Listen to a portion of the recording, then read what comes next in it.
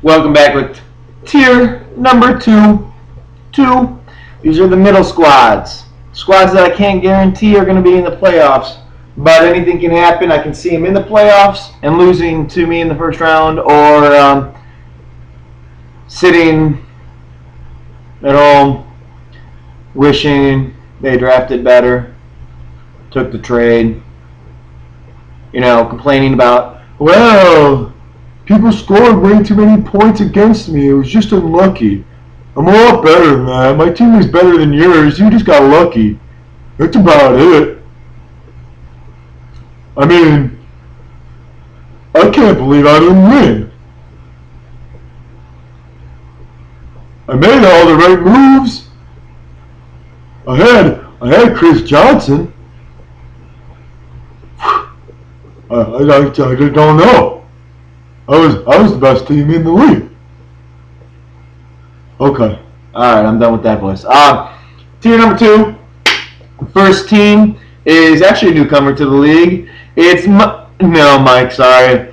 It's Ryan. Ryan, I can't tell your team name because you haven't changed yet. That damn Serb, you need to change that. Come on now. Come on, that should be the first thing you do. And it better be a good name, too. Because I'm counting on you, Ryan. I'm counting that you have a good name. Alright. But I digress. Let's go through your roster real quick. See why you could be taking that 4th playoff spot. It doesn't mean that you're going to be 4th in the seeding. It just means that you're going to be in the playoffs as the 4th. Yeah. Whatever you want to take it. I don't care. Quarterback Matt Schaub. I really like Matt Schaub. Gets a lot of points. Usually gets around 14, 15, 16 points a game. See that to continue. As Arian Foster kind of slows down, I think, just like Chris Johnson did after his giant year. Arian Foster's going to do the same thing. They're going to be going to the air a lot. And with that defense, even with Wade Phillips will help it a little bit, but let's hope it doesn't for your sake, and they'll have to catch up a lot. Matt Schaub saved my butt plenty of times in another league last year. So I definitely think he can do the same for you. Running backs, Michael Turner. He's not Turner the burner anymore, right? But he's still a consistent player. He's going to get you right around that 10, usually a little bit more than that every single week. He gets a lot of touches and a lot of red zone touches, which obviously touchdowns are key in fantasy. It's going to happen. Sean Green. God, who knows what Sean Green's going to show up. The bright spot about Sean Green, last year at the end of the year when LT started to fade, Sean Green really started to step it up and look a lot better, which kind of gives a little bit of a bright spot, having him be your number 2 running back this year. In your flex, you got Darren McFadden. Darren McFadden is a very good back, but with Oakland, man, I have trouble taking anybody from Oakland. Anybody. He is also a little injury prone. He was able to stave it off last year. I think he was top 10. Yeah, he was number 6 running back in the league. I don't see him that high. I definitely see him in that 10 to 15 range again this year. But still, that's incredibly solid for your flex starter. Let me bring this down a little bit. Receivers, Deshaun Jackson. Very solid. Everybody knows he is. We'll see if Vic can continue what he did last year. Unlikely, but if he does, Deshaun Jackson's still going to have a good year. I think Deshaun's still going to get his. I think he's going to still teeter around right where he is now at that 10 spot overall receivers. Percy Harvin.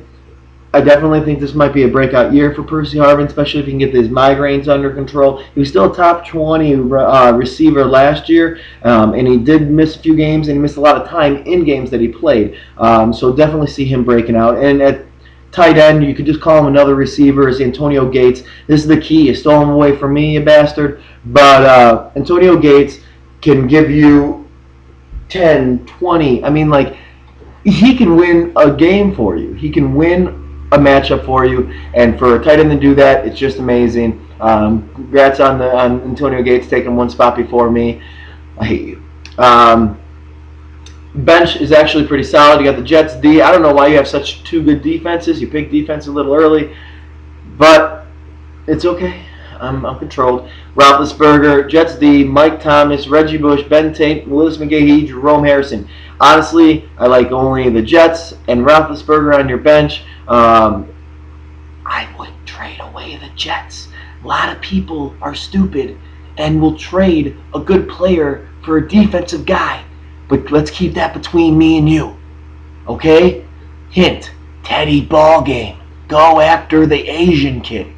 Anyhow, like I said, I think you're the front runner of getting the number 4 spot of the playoffs. We'll see as it goes along.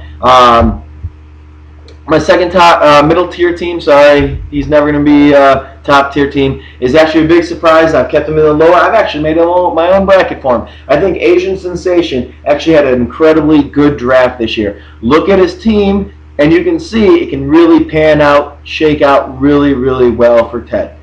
He's got Tom Brady. Tom Brady has anything what he did last year. He's going to be in great shape. Steven Jackson, not too high on Steven Jackson, but the guy will give you points. He will always be above 10. You got to love that. No Sean Moreno. Denver likes to run. Hopefully he stays healthy. He was still top 20 back last year. He was just averaging just under 10 points.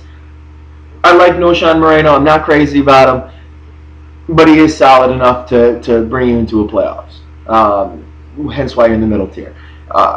Flex spot, Marquez Colston, I think is one of the most, if not the most undervalued receiver in the whole league. The man, in all fantasy at least, the man has helped me to 2 championship games in a row. He gets you points. He's on such a high octane offense. Yeah, sometimes he doesn't get that much because Brees throws around all over the place. Marquez is still his big primary. He gets usually around 10. I still see him in the top 20 again for receivers, and for a flex spot, again, that's great.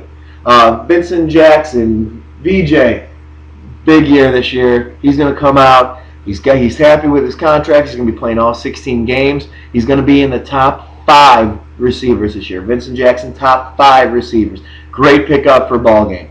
And also a trade that he required for me is Reggie Wayne. Good trade for him. Good receiver. Hopefully Peyton comes back and Reggie will still be a top 10 receiver. Owen Daniels, love Owen Daniels. He's not gonna be giving you the points like a Vernon Davis or a Jason Witten or an Antonio Gates for that matter. But he's gonna give you solid points from the tight end spot. He's not gonna hurt you. Defense, Ravens. Kicker doesn't matter at all. He's got a pretty solid bench, filled with a lot of flyers that have a lot of low risk but very high reward that could replace some starters this year. You got Jonathan Stewart. Jonathan Stewart is more than capable of taking over the spot, and he can be a great fantasy player if D'Angelo gets hurt. Stevie Johnson. Where did Stevie Johnson go in drafts? No one was picking him.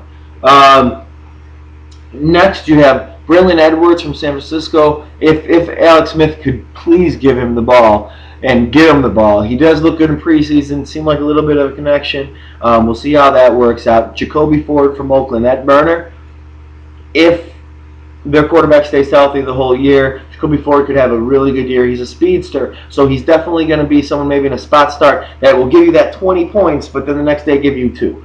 Anyhow, Teddy Ballgame, congratulations. You are in the middle tier. And the last middle tier is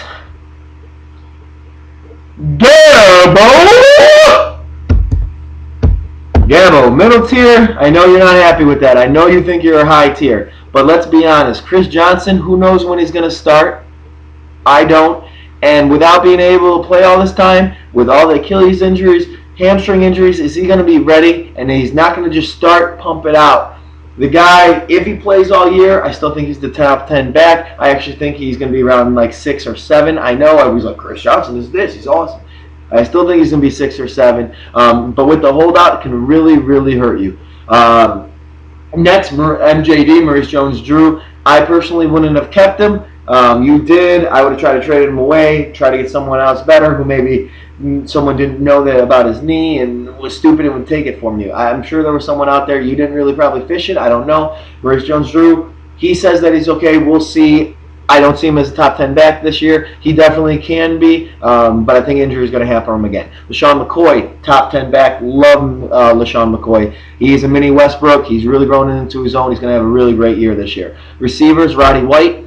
Love Roddy. He's the whole thing. We'll see how much points Julio Jones takes away from him. In preseason, Julio looked great, so we'll see if that keeps going. But Roddy is still number one option, and he always will be. Great connection with him and Matt Ryan. Mike Williams, Tampa Bay. I can't believe you got him before me, but you did. Good pick. Love him. Jason Witten, awesome. Tight end. It's amazing. Good pick. Also, on you got the deepest bench in the league with Blunt, Bolden, Hightower, Garchon, AJ Green. Not going to be ready this year, but whatever. Jimmy Graham, great, but maybe good trade bait. And Kendall Hunter that you stole from me because, you guys are that scared of me. But this is your weakest part. Is Matthew Stafford. I love Matthew Stafford, but the guy is injury prone. You have him as your starter with no backup quarterback. I have one word for you, man. Stupid. Welcome to the middle tier.